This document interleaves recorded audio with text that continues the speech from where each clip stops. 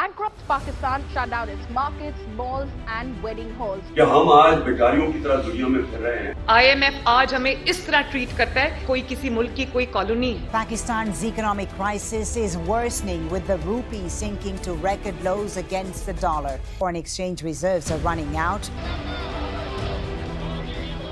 Pakistan, which ranks 5th in the world by population, is currently facing a severe economic crisis.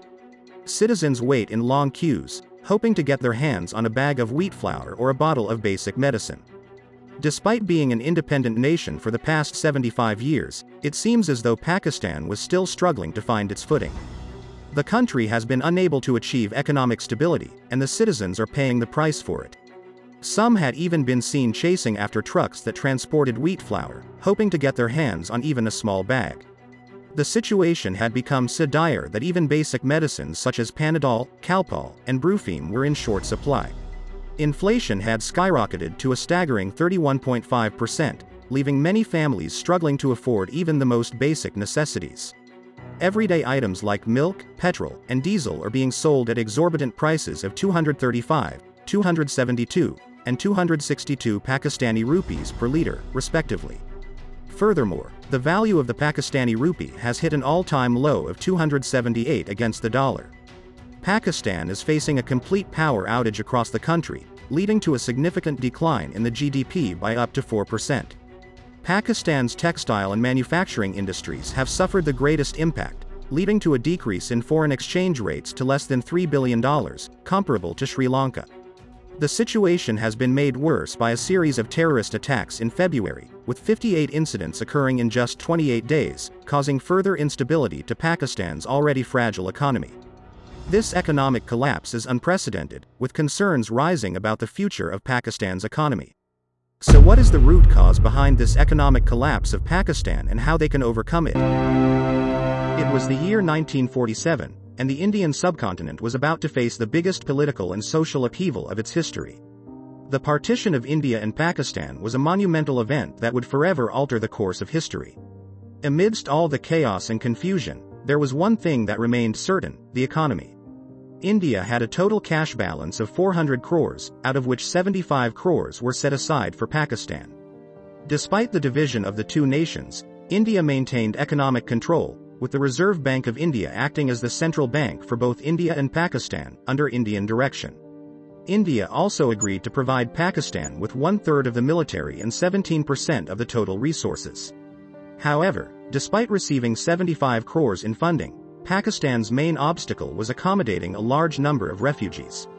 Pakistan's economy was struggling, while its military remained powerful, as India agreed to divide the army into thirds. Meanwhile, Pakistan was unable to find a capable leader to guide the nation with determination. Even its founder, Jinnah, could not guide the country for long, and after his death, no influential leader emerged. The military prevented any leader from rising to power, making it difficult for the country to function smoothly. As a result, Pakistan had seen 29 prime ministers, none of whom completed their full term. Most of them were either assassinated, removed from their position due to corruption, or toppled by military coups. Moreover, every new leader who takes charge attempts to correct the mistakes made by their predecessor. However, before they can effectively implement their policies, they are often overthrown by a new entity. For example, in 1978 General Zia seized control of the Pakistani government through a military coup. Once in power, he imposed a ban on unions, restricted media censorship, and borrowed heavily from various global entities.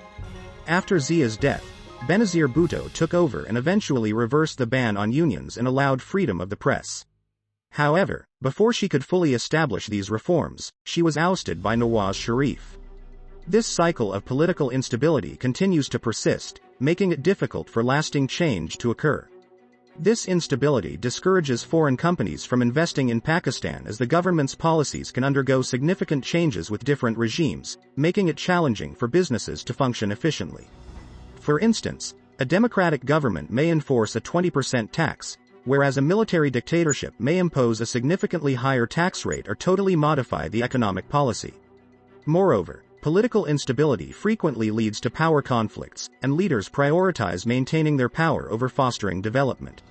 Every nation requires financial resources for growth and development. Pakistan was faced with a similar challenge, where achieving direct economic development was difficult due to the need for political stability. To overcome these obstacles, Pakistan's leadership began exploring new ways to tackle these challenges. This led them to the realization that the United States and its military needs were crucial for their growth. Pakistan saw an opportunity to present itself as a friend of the US in exchange for foreign aid, as the US had no friends in South Asia and needed someone to control the Soviet Union. Due to the Soviet Union's growing influence in South Asia and India's alignment with the Soviet Union, the US considered Pakistan as an option. In 1979, when the Soviet Union invaded Afghanistan, the US aimed to resist them, but deploying American troops was deemed risky and costly. Let's understand this with an easy example of renowned corporations like Microsoft, Google, and Uber creating software products in the US. These companies require big staff for customer support and software services. Rather than hiring an in-house team, they outsource these departments to Indian companies like TCS and Wipro for software services and international call centers for support. The reason for outsourcing is to cut down costs, as hiring an American employee in America costs 10x more than hiring an Indian employee working from India. Hiring in-house staff requires companies to invest substantial time, money, and resources. This includes providing health insurance, acquiring a physical office space for them to work in, and assembling a management team to guide the staff. By outsourcing to firms such as TCS, corporations can free themselves of these typical expenses. Same way, sending the American army to fight in other countries can be a very expensive and risky endeavor. This is because the US government is responsible for the soldiers' lives, salaries, food, and pensions. And if something goes wrong during the mission, it could negatively impact America's reputation. To avoid these risks, the American government chose to outsource this project to Pakistan's Mujahideen fighters at a lower cost, similar to how American companies outsource their software services to companies like TCS and Wipro. This business of broking war becomes the main income source for Pakistan's economy, as they receive financial and military aid from the US just for permission to carry out wartime operations. Since the beginning of the war in Afghanistan, Pakistan has received both financial and military assistance from the United States.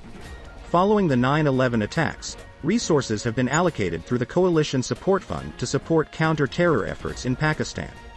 These funds have been used to cover costs associated with allowing US forces to use Pakistani infrastructure for elements of the Afghan war and other counterintelligence operations. According to records, this aid amounted to $78.3 billion till 2016. According to Western officials, a significant portion of military aid, almost 70%, has been misused by Pakistan to address civilian financial deficits. In response, Pakistan argues that the deficits were a result of the country's poor economy due to the war on terror. The US has ceased providing financial aid to Pakistan since 2018. However, after the Afghanistan war ended, Pakistan's economy suffered a significant blow, causing a bubble to burst. This resulted in well-financed militias engaging in infighting and spreading terrorism throughout Pakistani society. Political instability, corruption, social injustice, and economic disparity further fueled the rise of terrorism. Due to these factors, foreign companies avoid establishing businesses in Pakistan, as they anticipate losses. Moreover, tourism has also slowed down, ultimately leading to the downfall of Pakistan's economy. When the US took a step back, China entered Pakistan and started giving loans. It worsened the already fragile economy, which was in a bubble and couldn't be properly evaluated. Pakistan is facing challenges in obtaining loans from the IMF, and as a result, it is pleased to receive financial support from China. Pakistan took heavy loans from China, which is often overly generous. China imposes strict conditions, including high interest rates and a shorter repayment period of 10 to 15 years, which is shorter than the global standard of 28 to 30 years. Additionally, the entire construction project for which China has provided a loan will be carried out by a Chinese company using Chinese workers. This results in money flowing back to China, although on paper, the weaker nation is left with a significant debt to China, plus interest. Due to the excessively high loan and interest rates imposed by China, Pakistan has been unable to repay the debt. Pakistan had $30 billion of debt to China, with an exorbitant interest rate of 4.1% as compared to the global average of 1 to 2%. China has constructed Gwadar Port and other 26 projects in Pakistan, such as solar and hydro projects. highways, rail projects, ports, and fiber optic cables connecting Pakistan to China. China has even acquired the Gwadar port from Pakistan on a 40-year lease. Pakistan has unable to repay any loan it took from China. Despite this, China continues to lending Pakistan. Because if Pakistan will not pay the loan, as we know that Pakistan can't repay, China will take over the assets for its own benefit. Pakistan spends heavily towards defense. The Pakistani army has been in power for more than half of the time since 1947 and wields significant authority in security and foreign policy. They also have the power to select the individual they wish to be prime minister, and no one can win an election in Pakistan without their backing. The top 100 officers in Pakistan have a combined wealth of more than 35,000 crores, with their children studying abroad and owning homes in the UK, while ordinary Pakistanis can only dream of such luxuries. In Pakistan, the military has established various foundations and trusts that possess ownership over everything within the country. The Pakistani army has had a significant influence on the country's political landscape, and it is responsible for the appointment of the prime minister. For example, General Bawa appointed Imran Khan as prime minister, who then extended Bawa's tenure. However, tension arose when Bawa sought to appoint Syed Asim Munir as his successor, as Imran Khan did not want Munir to become the army chief since he would not offer support in the next election. Then, Khan supported General Faiz's appointment. This resulted in General Bawa removing Imran Khan and appointing Sharif as the new prime minister. Pakistan's domestic production was affected by the global economic impact of the pandemic and the lockdowns it caused. Additionally, the Ukraine-Russia conflict caused oil prices to surge, resulting in increased production costs for Pakistan, which heavily depends on foreign input supplies. Pakistan spends a significant amount of its foreign exchange reserves on purchasing oil and gas products.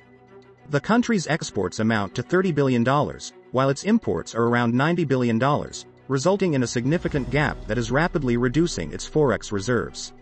This imbalance between exports and imports may lead to a balance of payments crisis when consumption rises faster than foreign exchange earnings.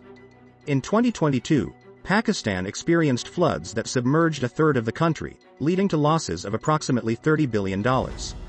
Pakistan's GDP stands at $376 billion, but the nation has loans amounting to $274 billion, with interest rates constantly increasing. One-third of Pakistan's budget is allocated for loan repayments, leaving the nation stuck in a debt trap. To address this issue, Pakistan has no option but to take more loans. However, the country is in a challenging situation as it has to return loans worth $8 billion in the next 3 months, while its foreign reserves only amount to nearly $3 billion. The government is aware that food prices are rising and that there is a need for a scheme that provides affordable food to the masses, but this requires funds. Pakistan may consider seeking assistance from other nations or approaching the International Monetary Fund, IMF, to address the challenge at hand. Over the last 3 decades, Pakistan has borrowed 13 loans from the IMF, and none of these loans has been settled, which has resulted in stalled bailout negotiations. The IMF has set preconditions, including the creation of an anti-corruption task force, raising electricity tariffs, and imposing a levy, that Pakistan must fulfill before receiving another bailout. We hope you found this video helpful. We'd love to hear your feedback and insights on today's topic, so please be sure to leave your thoughts in the comment section.